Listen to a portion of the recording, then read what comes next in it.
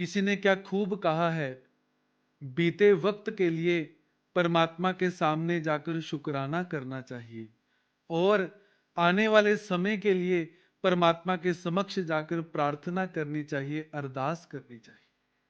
जय श्री कृष्ण। दंडवत प्रणाम। मैं हूं दर्शनाचार्य सागर मुनि शास्त्री। शुक्राना क्या होता है, शुक्राने का जादू कैसे काम करता है, इस विषय में आज चर्चा करते हैं।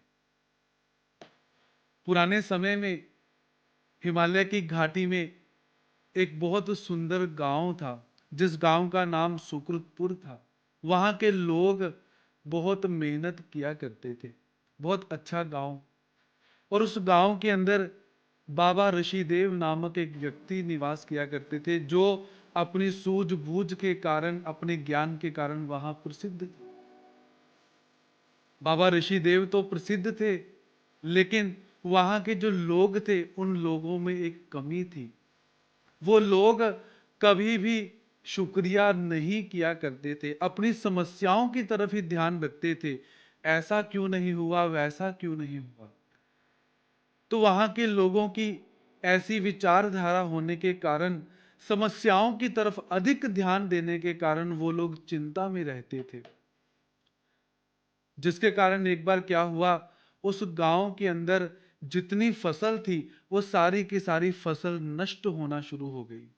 जितने व्यापारी थे, व्यापारियों का सामान जहाज के अंदर गांव में आ रहा था, जहाज डूब जाते हैं, व्यापारियों का नुकसान हो जाता है। और परिवार में जो सदस्य हैं, बच्चे इत्यादि हैं, उन्हें रोग लग जाता है और वो रोग युक्त हो जाते हैं।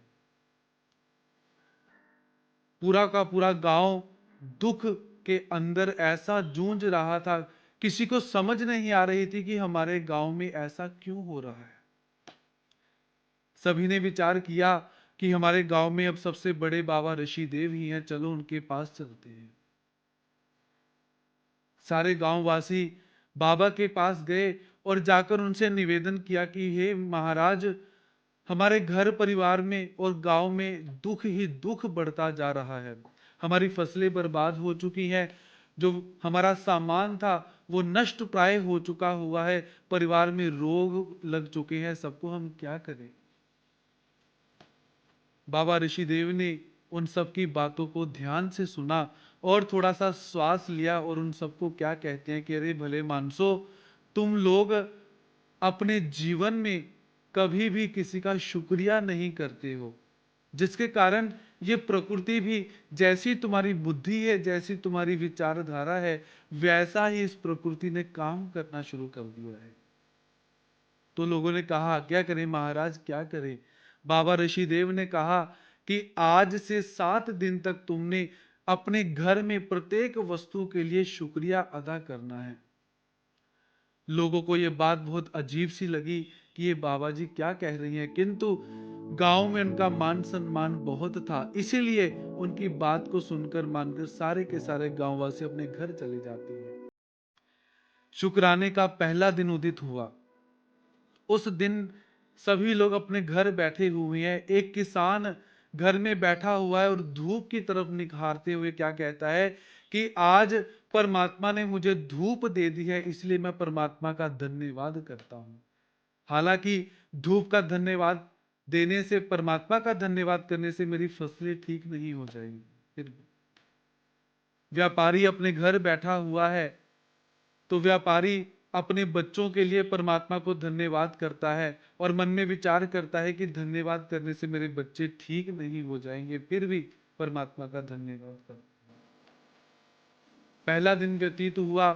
अब दूसरा दिन जब चढ़ता है, तो वो किसान क्या देखता है, किसान ने अपने बच्चों के और अपने परिवार के सदस्यों के मुख के अंदर थोड़ी सी मुस्कुराहट देखी, जिस मुस्कुराहट को उस किसान ने आजीवन भर नजरअंदाज किया हुआ था। थोड़ा सा किसान प्रसन्न हुआ।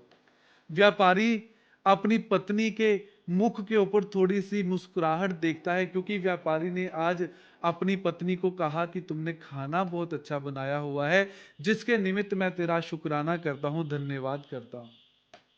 दूसरा दिन बीत गया, तीसरा दिन भी बीत गया। धीरे धीरे धीरे धीरे क्या हुआ, पूरे के पूरे गांव में सारा का सारा वातावरण ठीक होना शुरू हो गया। फसल अच्छी लहरानी शुरू हो जाती है।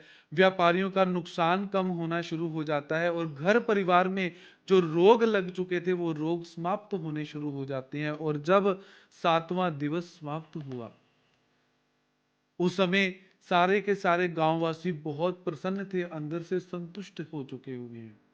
तो सबको लगा कि हमारे गांव में कुछ जादू हो चुका है, जो हम 7 दिन के भीतर ही हम अच्छे हो चुके हैं, प्रसन्न हो चुके हैं। अचंभित थे कि ये कैसे हुआ। तो सभी पुनः बाबा ऋषिदेव के पास गए और जाकर कहा कि बाबा, क्या ये कोई जादू है? क्या आपने कोई जादू किया है? तो बाबा मुस्कुराते हुए बोले कि ये कोई जादू नहीं है। जैसा विचार करोगे वैसा ही प्रकृति काम करना शुरू कर देती है। आज से पहले तुम लोग अपनी समस्याओं के ऊपर चिंतन किया करते थे, जिस कारण से समस्याएं बढ़ जाती थी। इन 7 दिनों में तुम लोगों ने प्रत्येक वस्तु के लिए प्रकृति का, अपने परिवार का, परमात्मा का धन्यवाद किया। छोटी छोटी चीजों में अपनी खुशी को ढूंढा, जिस कारण से तुम प्रसन्न हो चुके हो। तो ये कहानी जो है छोटी सी है, लेकिन हमें बहुत सारी शिक्षा प्रदान करती है। तो हम भी अपने जीवन में क्या करते हैं कि जो परमात्मा ने हमें दिया हुआ है उन वस्तुओं की तरफ हम बिल्कुल भी ध्यान नहीं देते हैं, और जो हमारे पास नहीं है उस विषय में हम चिंतातुर हो जाते हैं। कहीं ना कहीं ऐसा प्रतीत होता है कि ये कथा कहीं ना कहीं हम सबके जीवन के साथ जुड़ी हुई है। यदि हम आत्मचिंतन करें तो हमें ऐसे लगेगा कि ये कथा केवल और केवल मेरी जिंदगी के साथ ही जुड़ी हुई है, क्योंकि मैंने भी अपनी जिंदगी के अंदर कभी शुक्राना नहीं किया। जिन लोगों ने मुझे प्रेम किया, जिन लोगों ने अपना समय मुझे प्रदान किया, जिन लोगों ने छोटी छोटी मेरी खुशी का ध्यान रखा, मैंने उन लोगों का ध्यान नहीं रखा, क्योंकि मैं उन लोगों के बारे में सोचता रहा जो लोग मेरे से प्रेम नहीं करते थे। मैं उन लोगों के बारे में मैंने कभी नहीं सोचा जो लोग मुझसे प्रेम करते हैं। इसीलिए हमें अपनी जिंदगी में शुक्राना अवश्य करना चाहिए। हमारे इस मंदिर में श्री गुरु पूर्णिमा महोत्सव मनाया गया, जिसमें आप सबने मेरे प्रति अपने भाव सुमन श्रद्धा समर्पित की। सुबह से लेकर शाम तक सभी भक्त बारिश होने के बाद भी गुरु पूर्णिमा के दिन आते गए, और उसके बाद जब जन्मदिन आया तो जन्मदिन के दिन भी आप सबके मन में बहुत उत्साह था, जिसके निमित्त मैं आप सबके प्रति कृतज्ञता व्यक्त करता हूं और आप सबका शुक्राना करता हूं कि आप लोगों ने अपना प्रेम जो है मुझे समर्पित किया, अपने भाव मुझे समर्पित किए, और समय जो है सबसे अनमोल वस्तु वो समर्पित की, जिसके निमित्त मैं आप सबके प्रति कृतज्ञता व्यक्त करता हूं। और